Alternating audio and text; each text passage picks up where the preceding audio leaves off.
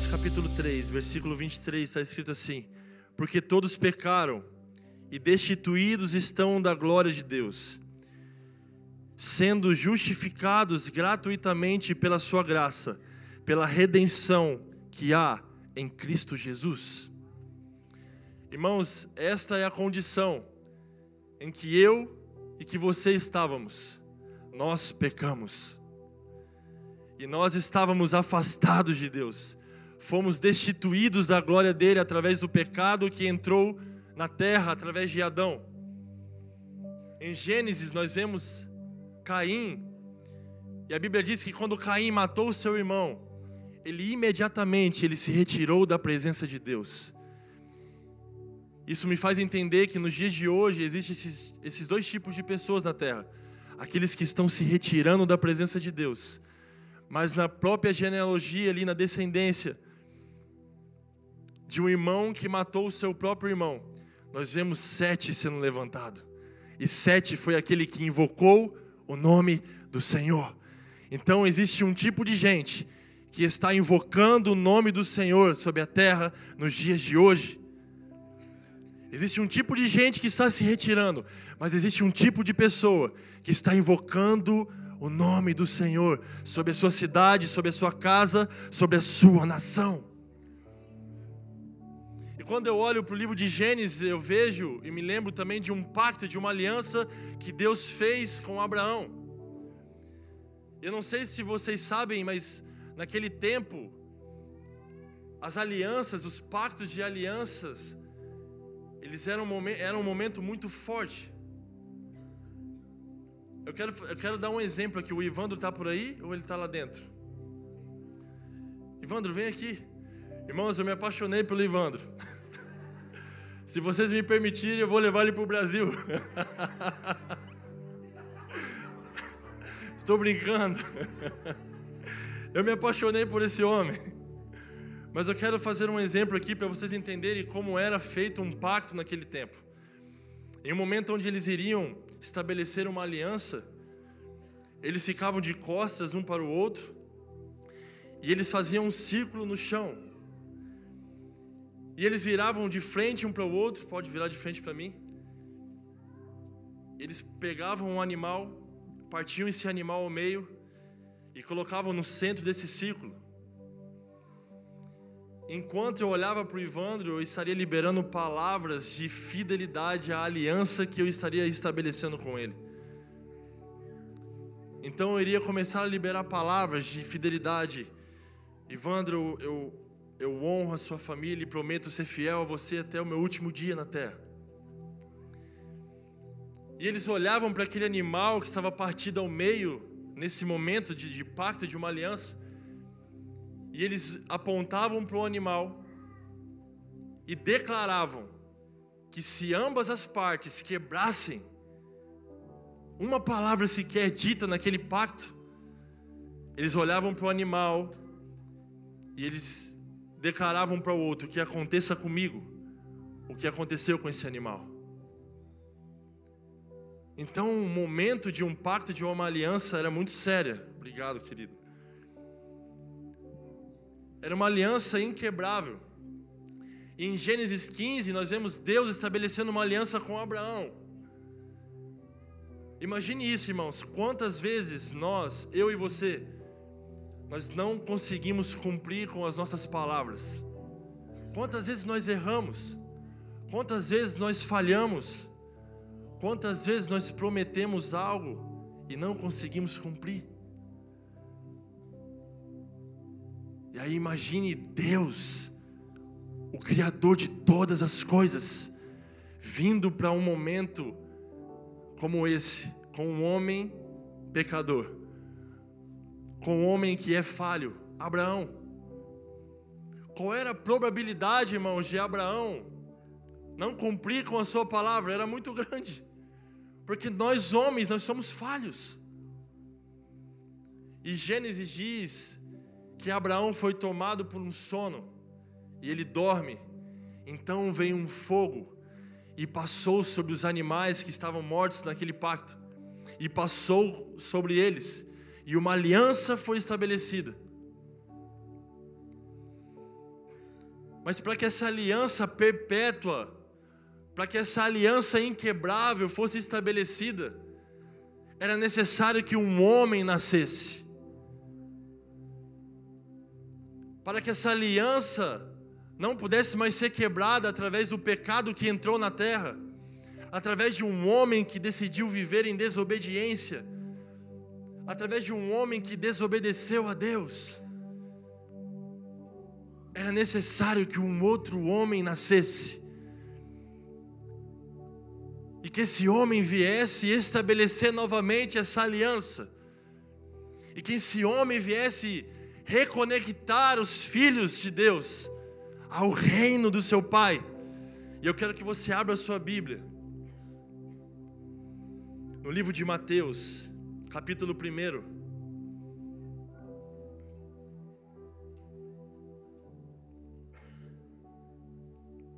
Nós vamos ler o versículo 20 ao 25. Mateus, capítulo 1, versículo 20 ao 25. Mas depois de ter pensado nisso, apareceu-lhe um anjo do Senhor em sonho e disse: José, filho de Davi, não tema receber Maria como sua esposa, pois o que nela for gerado procede do Espírito Santo. Ela dará luz a um filho, e você deverá dar-lhe o nome de Jesus, porque ele salvará o seu povo dos seus pecados. E tudo isso aconteceu para que se cumprisse o que o Senhor dissera pelo profeta: a virgem ficará grávida e dará à luz a um filho, e o chamarão Emanuel, que significa Deus conosco. Ao acordar, José fez o que o anjo do Senhor lhe tinha ordenado e recebeu Maria como sua esposa, mas não teve relação com ela enquanto ela não deu à luz a um filho, e lhe pôs o nome de Jesus. Eu sinto uma presença de Deus aqui essa manhã. Quando eu entrei nessa casa, os meus olhos se encheram de lágrimas, e o Espírito Santo me disse: esse lugar foi semeado com lágrimas, de homens que derramaram lágrimas sobre esse solo. Eu sinto a presença de Jesus no nosso meio. Há uma presença real do Espírito de Deus essa manhã.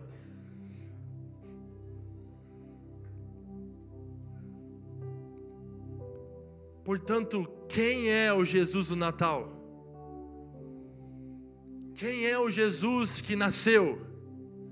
O menino que foi enrolado em um pedaço de pano? O menino que crescia em estatura e em entendimento, que aos seus 12 anos de idade, ele ensinava os doutores da lei nas sinagogas? Quem é o Jesus do Natal? É aquele que curava os paralíticos, é aquele que ressuscitava os mortos. Quem é o Jesus do Natal? É aquele que fez os cegos verem. Quem é o Jesus do Natal? É aquele que nos trouxe a vida e que foi aquele que se entregou por cada um de nós. Quem é o Jesus do Natal? É um judeu que nasceu de uma Virgem Maria. O Deus Todo-Poderoso que se submeteu a uma forma humana, que se fez carne, que sentiu dores como eu e você. Quem é o Jesus do Natal? Filipenses 2, do versículo 6 ao 8, está escrito que mesmo sendo em forma de Deus, não teve por usurpação ser igual a Deus, mas esvaziou-se a si mesmo, tomando em forma de servo, fazendo-se semelhantemente aos homens, e achando na forma de homem, humilhou-se a si mesmo, sendo obediente até a morte, e a morte de cruz. O propósito do nascimento de Jesus foi a cruz do Calvário. Jesus nasceu para morrer, e através da sua morte nós temos vida eterna. Jesus nasceu para morrer, para se entregar por mim e por você. Quem é o Jesus do Natal? É aquele que parava por um. É aquele que tinha compaixão de uma pessoa. Quem é o Jesus do Natal? É aquele que estava andando em meio a uma multidão, mas de repente ele para e diz: alguém me tocou. Quem é o Jesus do Natal? É o Cristo vivo, que nasceu e está reinando, está controlando a história com as suas poderosas mãos. Quem é o Jesus do Natal? É o Verbo que se fez carne e habitou entre nós. É o homem é o Deus que se esvaziou em forma de servo.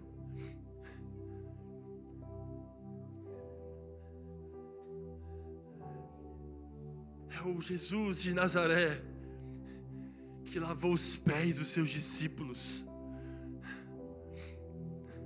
e partiu o pão e disse: esse é o meu corpo que é dado em favor de vós, portanto comam dele.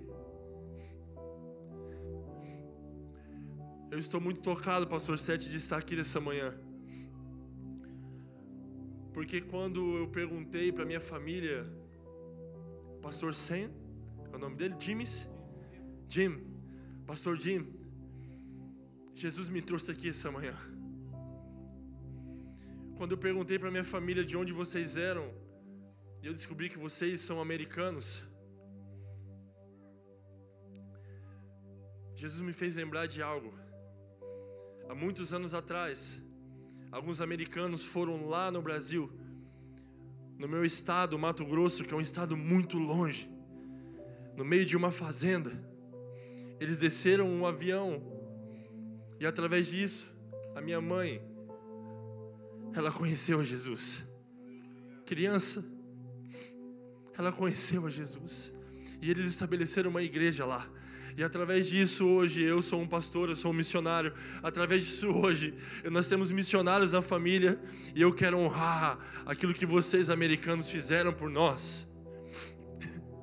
Eu quero honrar com as minhas lágrimas, por vocês terem ido, por vocês terem vindo para cá, para Portugal, pelo Senhor ter vindo para cá como um pioneiro, como um precursor, como aquele que vai à frente. Muitas pessoas serão tocadas através da sua decisão. Muitas pessoas já foram tocadas, mas muitas ainda serão, porque eu creio num grande mover do Espírito que está vindo sobre Portugal. Nós queremos num grande poder do Espírito de Deus que irá sacudir a nação portuguesa. Se preparem, portugueses, porque o santo fogo de Deus será liberado sobre esta nação para o cumprimento da grande comissão.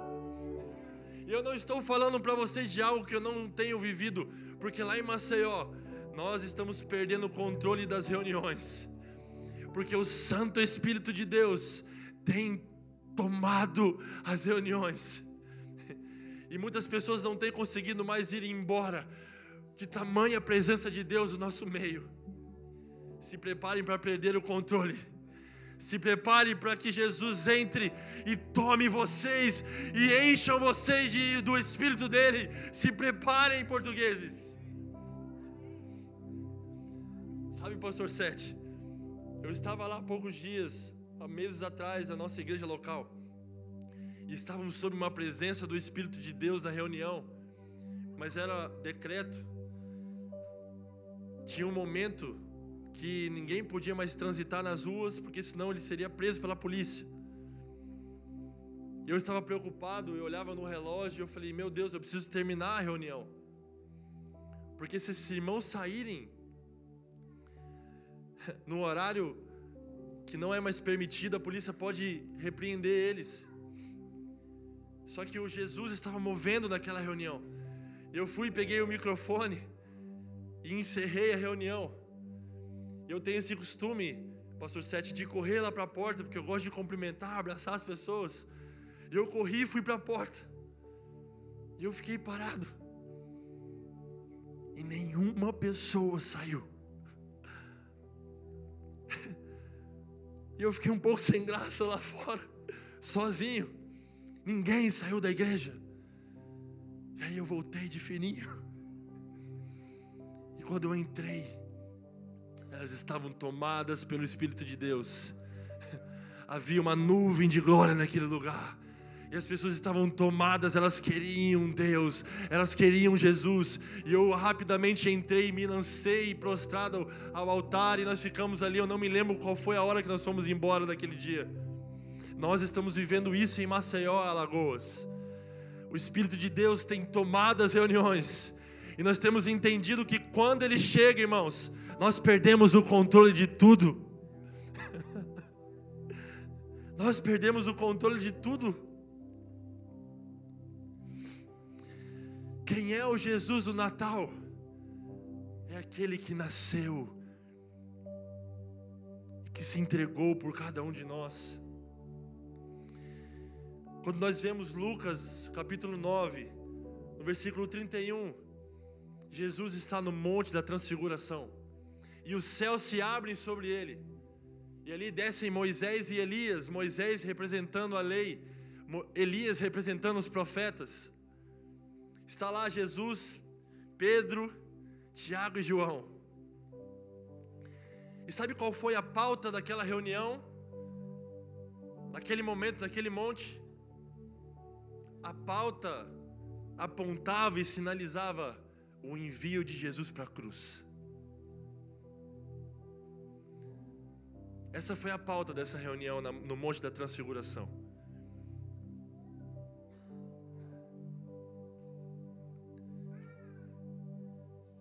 E eu estava lendo que nesse momento essa pauta, esse envio é o mesmo significado de êxodo. E o que foi um êxodo? Foi o povo sendo liberto do Egito. Foi o povo sendo liberto da escravidão. Então Jesus, ele desce do Monte da Transfiguração diretamente para a cruz do Calvário, para que eu e você fôssemos libertos dos nossos pecados, fôssemos libertos da algema de Satanás que nos prendia. Então a morte de Jesus nos trouxe vida. E eu tenho aprendido que aqueles que estão caminhando em direção à cruz, eles irão viver um milagre de Deus. Porque no momento que Jesus desce do Monte da Transfiguração e Ele vai em direção à cruz, milagres aconteciam em sua volta. Aqueles que estão caminhando em direção à cruz, se preparem, porque vocês irão viver milagres extraordinários. Mas a direção é a cruz do Calvário. A direção é a cruz. É para lá que nós devemos correr, irmãos. Essa é a direção do cristianismo. Aquele que perder a sua vida por amor a mim, esse verdadeiramente a encontrará.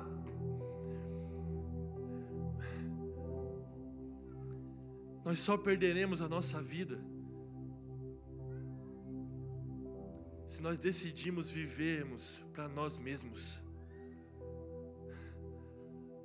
Há um convite aqui essa manhã.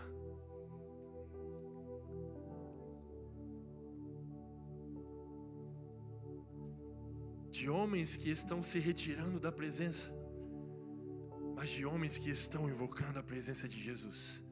De homens que estão ligados ao segundo Adão.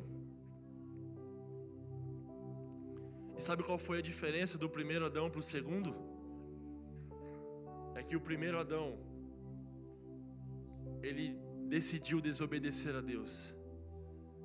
Ele decidiu viver de uma forma independente. Isso gerou morte. Mas o segundo Adão, Jesus, ele veio. E no mesmo jardim, no Getsemane, ele disse: Pai, que não seja feita a minha vontade, mas que seja feita a tua vontade.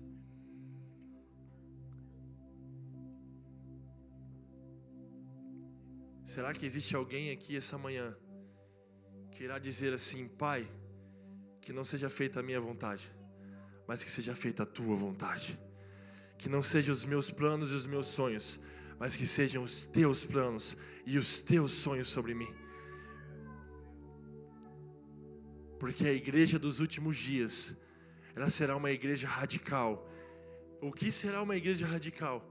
É uma igreja que irá obedecer a Jesus até o último minuto. O Jesus do Natal é aquele que está governando sobre todas as coisas. É aquele que tira reis e põe reis. É aquele que dá vida e tira a vida. É aquele que está no controle de todas as coisas. Não se engane, o controle do mundo não está na mão dos homens, está na mão de Jesus. Ele é o Rei dos Reis, o Senhor dos Senhores. E a Bíblia diz que um dia todo joelho se dobrará e toda língua confessará que Cristo é o Senhor dos Senhores. O Senhor dos Senhores. Todo joelho se dobrará e toda língua confessará que Cristo é o Senhor dos Senhores. Eu não quero prolongar muito mais. Talvez o meu tempo já tenha acabado. Mas eu sinto no meu coração de fazer uma oração aqui essa manhã. Feche os teus olhos. Eu quero perguntar aqui se há alguém no nosso meio que deseja aceitar a Jesus como seu Senhor e o seu Salvador. Talvez Jesus te trouxe aqui essa manhã para que você pudesse ter um encontro com Ele. Mas Ele te atraiu aqui. Jesus te trouxe aqui. Não foi você que quis estar aqui, mas Jesus, Ele gerou no seu coração. E Ele te trouxe até aqui porque Ele deseja te encontrar. E não só te encontrar, mas Ele deseja transformar a sua vida. Ele deseja ser o teu Deus, o teu Senhor, o teu Pai.